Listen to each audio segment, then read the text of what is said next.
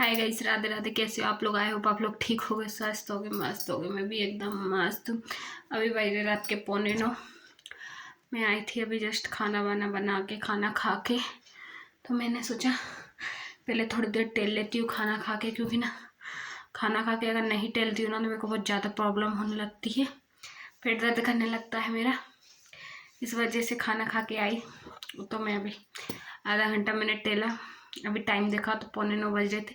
तो आज मैंने ब्लॉग शूट नहीं किया था, तो मैंने पहले एक ब्लॉग शूट कर लेती हूँ रात को ही, क्योंकि दिन में क्या होता है ना, दिन में ऐसा रहता है कि मैं खाना खा के आती हूँ ना, उसके बाद ना तो मेरे से बैठते बनता है ना ही चलते बनता है। उसके बाद आके मैं लेट जाती हूँ, थोड़ा 10-5 मिनट टहल के उसके बाद लेट जाती हूँ। क्योंकि दोपहर में पता नहीं क्यों, दोपहर में बिल्कुल इतनी ज़्यादा वीकनेस हो जाती है ना शरीर में, काम करने के बाद में बिल्कुल भी इच्छा नहीं होती कुछ भी, मतलब टहलने की ना कुछ। अभी भी टहल रही थी ना, मेरे पैर इतने ज़्यादा एड़ी दर्द कर रही, बहुत ज़्यादा एड़ी दर्द कर रही, पता नहीं क्यों कर रही है। तो मैंने मेरी फ्रेंड से बात की जस्ट, उससे बात करते करते टहल लिया।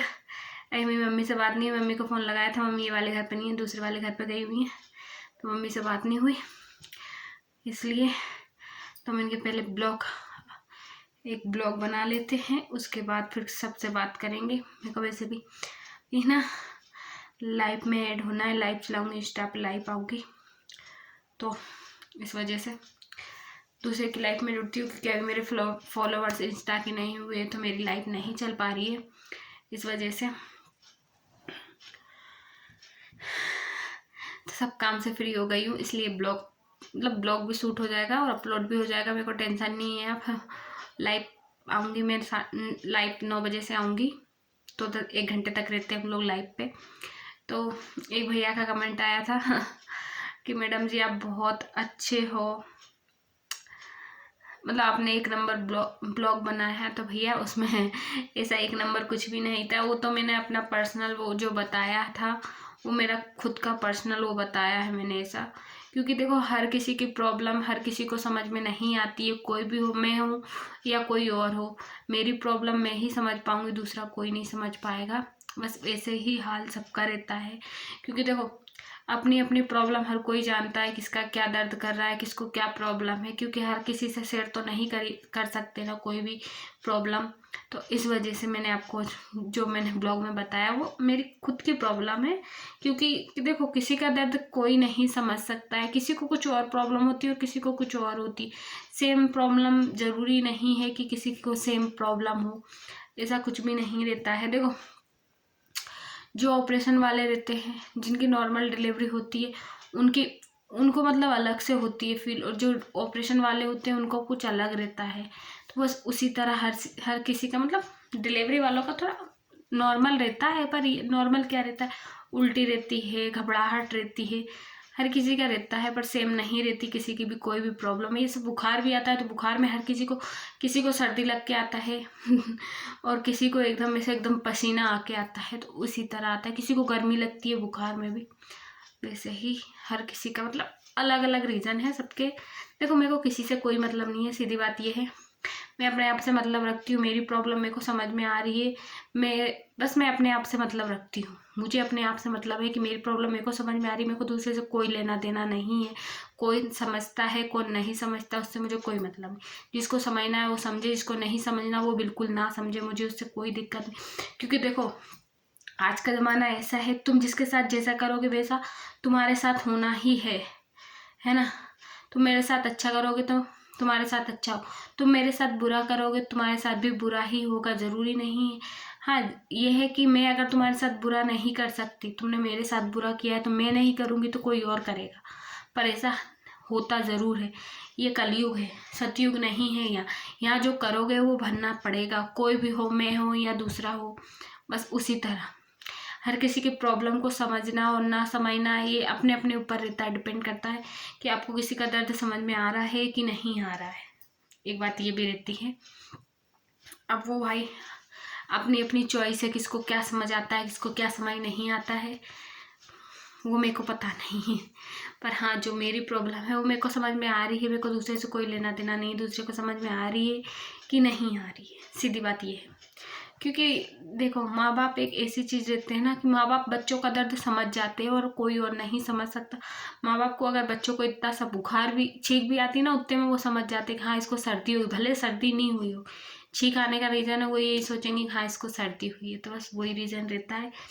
देखो माँ बाप होते हैं, सास ससुर होते हैं, भाई बहन होते हैं, और हस्बैंड ना इनके सबके रिश्ते अलग होते हैं। कोई भी इंसान हो तो हर कोई अपनी फीलिंग, मतलब जो अपना है, जो अपना करीबी है वो ही अपना मतलब दुख समझेगा, दूसरा नहीं समझेगा। भले एक बात ये भी कहूँगी, भले हस्बैंड, सबके हस्बैंड एक जैसे नहीं होते, ये बात भी मैं कहूँगी कि किसी किसी के हस्बैंडों को ना उनके दर्द से, उनकी हर चीज़ से प्रॉब्लम रहती है। वो किसी किसी के हस्बैंड ऐसे रहते हैं कि उनको मतलब ऐसा लगता है हाँ कि मेरी पत्नी दर्द में है, वो रहता है। समझने वाले के ऊपर है, जो समझना चाहे तो अच्छी बात है, जो ना समझना चाहे तो अच्छी बात है उसकी भी, उसमें कोई बुराई नहीं है। पर एक बात ये है कि इसमें ना क्या हो जाता है लोगों का, जो जैसे कि मैं हूँ, मैं अपनी बात बताऊंगी, दूसरों का नहीं लेती, मेरे को दूसरे से कोई लेना देना। जैसे मैं हूँ और मेरे हस्बैंड है, तो मेरे हस्बैंड मेरा करेंगे तो ही मैं मेरे हस्बैंड का करूँगी ना। अगर जब वो मेरा दुख नहीं समझेंगे तो मैं उनका दुख कैसे समझूंगी। मैं भी ये बात ही बोलूँगी ना उनको, ये बात कि आपने, मैं दर्द में थी जब आप क्या बोल रहे थे। वही रीज़न रहता है। कोई भी हो, देखो सबको समझना पड़ता है। शादी की है तो शादी का मतलब ये है कि आपको साथ निभाना है, अच्छे निभाओ या बुरे निभाओ, निभाना पड़ेगा आखिरी दम तक, ये रहता है। और बात रही समझने ना समझने, देखो समय सब समझा देता है, समय सब बता देता है कौन अपना है कौन पराया है। समय, जब समय की मार पड़ती है ना, तो फिर किसी की ज़रूरत नहीं पड़ती, इंसान ठोकर खा कर ही ठाकुर बनता है। जिसको ठोकर लग जाती है ना, तो वो तो समझ जाता है कि हाँ कौन मेरा अपना है कौन मेरा पराया है। तो पर एक अपने पराये में एक ये भी रह जाता है, कौन साथ दे रहा है कौन साथ नहीं दे रहा। वो जिसने बुरे वक्त में साथ दिया होगा उसका साथ हर कोई देगा, और जिसने बुरे वक्त में साथ नहीं दिया तो उसको अपन बाद में बोल भी सकते कि तुमने हमारा ऐसा नहीं किया था, ऐसे टाइम पे हमारे साथ में ऐसा हुआ था, तुम नहीं आए थे, बस वो रह जाता है। पर मेरा कहने का मतलब ये है, मैं तो सीधी बात ये जानती हूँ, तुम्हारे साथ भले कोई कितना ही गलत करे पर तुम मत करो, क्योंकि देखो भगवान देख रहा है। भगवान के घर में देर है अंधेर नहीं है। हर किसी के लिए बोल रही हूँ ये बात। ऐसा नहीं है कि मेरे साथ गलत है, गलत हो रहा है, कि मैं किसी के साथ गलत कर रही हूँ। वो देखो, वो तो भगवान देख रहा है कौन मेरे साथ करेगा और मैं किसके साथ कर रही हूँ, ठीक है ना। तो वो तो देखो ना मेरे ऊपर डिपेंड करता है ना भगवान के ऊपर डिपेंड, तो सामने वाले के ऊपर डिपेंड करता है। वो तो भगवान के ऊपर डिपेंड करता है कि किसको उसको किस हिसाब से समझाना है, तो वो तो खुद समझा लेगा अपने तरीके से। पर फिर भी मेरे मतलब देखो, भगवान ने अपन को इंसान का जन्म एक ही बार दिया है। ज़रूरी नहीं है कि हर बार अपन को इंसान का जन्म मिले, पर इंसान के जन्म में आए हैं तो थोड़ा ये है कि अब उस हिसाब से चलो ना। अब क्या सामने वालों को देखना है कि वो हमारे साथ गलत कर रहा है, करने दो। कितने दिन करेगा यार, करेगा भी गलत, एक ना एक दिन तो उसको भी समझ में आएगा कि अपन ने इसके साथ इतना गलत किया, उसके बाद भी इसने अपन को कभी पलट के जवाब नहीं दिया, इसने अपने साथ गलत नहीं किया, तो वो एक बात समझ जाता है। समय की जब मार पड़ती तो वो अपने आप समझ जाता है, आपको समझाने की ज़रूरत नहीं पड़ेगी किसी को भी। बस यही मैटर रहता है कि देखो, करनी कर सकते, करने से कोई नहीं रोक सकता, पर करनी को भरना भी पड़ता है। आप जैसा करोगे वैसा आपको भरना पड़ेगा। आप आज किसी के साथ गलत करो तो आपके साथ भी कल को गलत होगा। तो मैं तो ये जानती हूँ भाई, ना किसी के साथ गलत करो ना किसी के साथ गलत करवाओ। जो कर रहा है उसको करने दो, उसको मतलब उसके मन को शांति मिल रही है तो मिलने दो, उसको करने दो, पर अपन मत करो। क्योंकि अपन करेंगे ना वो ज़्यादा गलत हो जाता है, वो करेगा ना वो गलत नहीं कहलाता, अपने करने से ज़्यादा गलत कहलाता है। तो मेरे को तो यही बात लगती है, और मैं यही बात हर किसी से कहना चाहूँगी, इसीलिए ये ब्लॉग बनाया। आप लोग भी समझो कि बहुत से लोग होते हैं ये बोलते हैं कि हमारे सास ससुर हमारे साथ ऐसा कर रहे। अरे करने दो भाई, सबके करते हैं।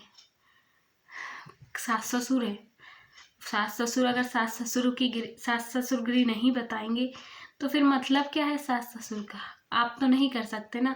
और बहुओं का भी ऐसा है, बहुत सी बहुएं गलत करती है सास ससुर के साथ में, तो बहुओं को भी करने दो। जो कर रहा है उसको करने दो, क्योंकि उसको खुद को भरना पड़ेगा। आज वो तुम्हारे साथ कर रहा है तो कल उसके साथ होगा। तुम नहीं करोगे, कोई दूसरा करेगा, पर होगा ज़रूर। यहाँ नहीं तो वहाँ भरना ज़रूर पड़ता है, कोई भी इंसान हो। तो मैटर ये करता है कि आप अपनी सोच को अच्छी सही रखो। दुनिया क्या करती क्या नहीं करती उससे कोई मैटर नहीं करता।